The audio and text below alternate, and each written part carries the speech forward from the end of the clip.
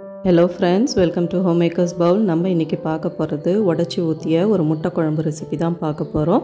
இட்லி, தோசை, சப்பாத்தின்னு இல்லாம ரைஸுக்குமே சூப்பரான காம்பினேஷனா இருக்கும். வாங்க எப்படி செய்யறதுன்றதை வீடியோக்குள்ள போய் பார்க்கலாம்.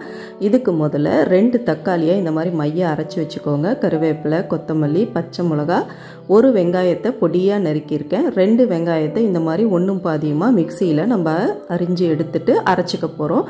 இது கூடவே ஒரு பெரிய பட்டை, அதாவது ஒரு பட்டையை வந்து 2 துண்டா நறுக்குனா எவ்வளோ இருக்குமோ அந்த பட்டை சேர்த்துக்கோங்க. 2 கிராம்பு, ஒரு ஏலக்காய் சேர்த்துக்கிட்டு இதை வந்து நம்ம ஃபஸ்ட்டு அரைச்சிக்க போகிறோம். இப்போ இதில் இன்னும் சில பொருட்கள் நம்ம சேர்க்கணும். அது வந்து 1/2 டீஸ்பூன் அளவுக்கு மிளகு சேர்த்துக்கோங்க. நான் டேபிள் ஸ்பூனில் எடுக்கிறேன், அதனால் பாதி எடுக்கிறேன்.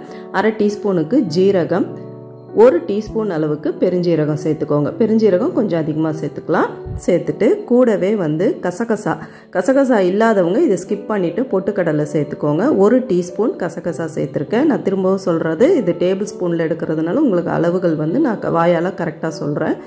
இது கூடவே வந்து ஒரு 1/4 கப் அளவுக்கு துருவன தேங்காய் எடுத்து வச்சுருக்கேன். அது கூடவே ஒரு 7-8 முந்திரி பருப்பு எடுத்து வச்சுருக்கேன். முந்திரி பருப்பு இல்லைனாலும் நீங்கள் பொட்டுக்கடலை, தேங்காய் மட்டும் சேர்த்து கூட நீங்கள் செய்யலாம், நல்லாவே இருக்கும். இது கறி குழம்பு மாதிரி நல்ல டேஸ்ட்டாக இருக்கும். அதுக்கு தான் இந்த மாதிரி நம்ம அரைச்சிக்கிறோம். தாளிக்கிறதுக்கு நம்ம பட்டை, கிராம்பு, ஏலக்காய்லாம் எதுவுமே தாளிக்க தேவையில்லை. நம்ம இதிலே நம்ம எல்லாமே அரைச்சதுனால நல்லாவே இருக்கும். பெருஞ்சீரகம், கருவேப்பிலை மட்டும் தாளித்து செய்யலாம். இப்போ இதை வந்து நல்லா மைய அரைச்சிட்டு வந்துடலாம். இப்போ நம்ம எல்லாமே மைய தான் அரைச்சிருக்கோம். தக்காளி, தேங்காய் எல்லாமே, ஒரே ஒரு வெங்காயம் மட்டும்தான் பொடியாக நறுக்கி சேர்த்துருக்கோம். வாங்க இப்போ இதை அரைச்சிட்டு வந்துட்டு எப்படி குழம்பு செய்யலான்றதை நம்ம பார்க்கலாம். இப்போ இந்த மாதிரி நான் மண் சட்டியில் தான் செய்கிறேன். நீங்கள் எந்த பாத்திரம் வேணாலும் யூஸ் பண்ணிக்கோங்க. இந்த மாதிரி இந்த பாத்திரத்தில் நான் ஒரு 4 டேபிள் ஸ்பூன் அளவுக்கு கடலெண்ணெய் விட்டுக்கிறேன். கடலெண்ணெய் காஞ்சதும் 1 டீஸ்பூன் அளவுக்கு பெருஞ்சீரக தூள் தாளிச்சிக்கிறேன். கூடவே கருவேப்பிலையை கிள்ளி சேர்த்துக்கோங்க. இது கூடவே ஒரு 1/2 டீஸ்பூன் கடுகும் சேர்த்துக்கோங்க. கடுகு பொரிஞ்சதும் நம்ம கருவேப்பிலையை கிள்ளி சேர்த்துக்கலாம். கிள்ளியே வச்சுருக்கேன், அதனால் அப்படியே சேர்த்துட்டேன். 2 பச்சை மிளகாய் கீரி சேர்த்துக்கோங்க. இது நல்லா பொரியட்டும். பொரிஞ்சதுக்கப்புறம் ஒரு வெங்காயம் நம்ம பொடியாக நறுக்கி வச்சுருக்கோம் இல்லையா, அதையும் நான் சேர்த்துக்கிறேன். சேர்த்து நல்லா வதக்கி விடுங்க. வெங்காயம் நல்லா வதங்கி வரணும். அந்த வதங்கி வந்ததுக்கப்புறம் நம்ம தக்காளி எல்லாத்தையும் சேர்த்துடலாம். இப்போ அரைச்சி வச்சுருக்கிற அந்த விழுதான தக்காளியை நம்ம சேர்த்துடலாம். சேர்த்துட்டு இது கூடவே இஞ்சி பூண்டு பேஸ்ட்டு 1 டீஸ்பூன் அளவுக்கு சேர்த்துக்கோங்க. சேர்த்துட்டு இப்போ நல்லா கலந்து விடுங்க. இது நல்லா வதங்கி நல்லா வரத்துக்கு நம்ம இப்போ உப்பு சேர்த்துக்கலாம். 2 டீஸ்பூன் அளவுக்கு உப்பு. இதுக்கு இந்த குழம்புக்கு இது போதுமானதாக இருக்கும். நான் 4 முட்டை உடைச்சி ஊற்றி செய்ய போகிறேன். இப்போ நல்லா வதங்கிடுச்சு பாருங்கள். உப்பு சேர்த்ததுக்கப்புறம் கொஞ்சம் நல்லா வதங்கினதுக்கப்புறம் 1/2 டீஸ்பூன் மஞ்சத்தூள், 1 டீஸ்பூன் தனி மிளகாய்த்தூள், 1 டீஸ்பூன் தனியாத்தூள், இது கூடவே ஒரு 1/2 டீஸ்பூன் அளவுக்கு சாம்பார் தூளும் நான் சேர்த்துக்கிறேன். விருப்பம் இருந்தால் நீங்கள் சேர்த்துக்கோங்க, இல்லைனா வெறுமனே தனி மிளகாய்த்தூள், மல்லித்தூள் மட்டும் சேர்த்து நீங்கள் செய்யலாம்.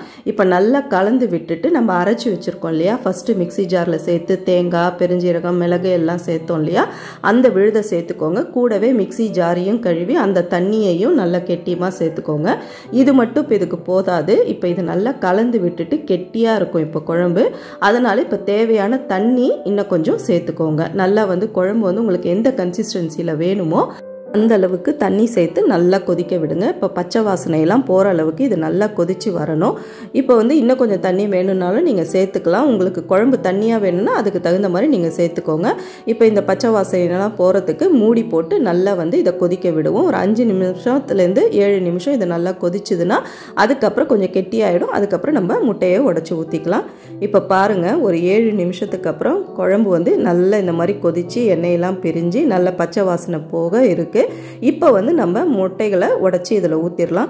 முட்டையை வந்து எப்போவுமே இந்த மாதிரி ஒரு கிண்ணத்தில் உடைச்சி வச்சுக்கோங்க. ஏன்னா முட்டையை டைரெக்டாக உடைச்சி எப்போவுமே ஆம்லேட்டாக இருந்தாலும் எதாக இருந்தாலும் அந்த மாதிரி செய்யாதீங்க. ஏன்னா முட்டை சில டைம் அழுகி போயிருக்கும், அப்போ எல்லாத்தையுமே அது அப்படியே கெடுத்துடும். அதனால் முட்டை வந்து எப்போவுமே ஒரு கிண்ணத்தில் உடைச்சி ஊற்றி தனியாக கரு தனியாக இது தனியாக இருக்கான்னு பார்த்து செக் பண்ணிவிட்டு உடச்சி ஊற்றுங்க. இது வந்து நம்ம எப்போவுமே முட்டை யூஸ் பண்ணும்பொழுது இது ஒரு டிப்ஸு. ஒரு 5 நிமிஷத்துக்கு அப்புறம் இந்த மாதிரி முட்டைகளை எடுத்து விடுங்க, அடியில் ஒட்டிக்காமல் இருக்கும். அவ்வளோதான், நம்ம சுவையான முட்டை குழம்பு சூப்பராக ரெடி ஆகிடுச்சு. நீங்களும் ட்ரை பண்ணி பாருங்கள். நம்ம சேனலை ஃபஸ்ட் டைம் பார்க்குறவங்க மறக்காமல் சப்ஸ்கிரைப் பண்ணிவிட்டு பெல் ஐக்கானையும் தட்டி விடுங்க. சீக்கிரமே இதே மாதிரி ஒரு இன்ட்ரெஸ்டிங்கான வீடியோவில் சந்திப்போம். தேங்க்யூ.